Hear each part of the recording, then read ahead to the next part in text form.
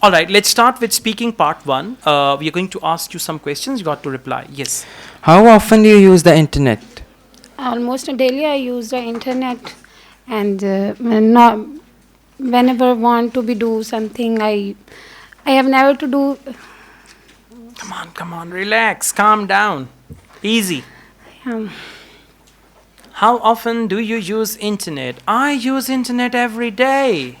I've got a good smartphone, and on that smartphone I use internet. So whenever I want to watch any video or listen to any song, I use internet. So to answer your question, I use internet several times a day. Okay, just like this, confident answer. All right, let's go on.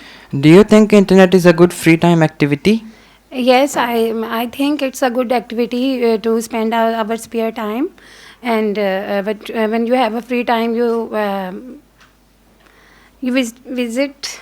You can surf the net. Use the word surf. You can surf the net You can surf the net and and have fun, enjoy yourself, get some entertainment. Just like that. Be quick.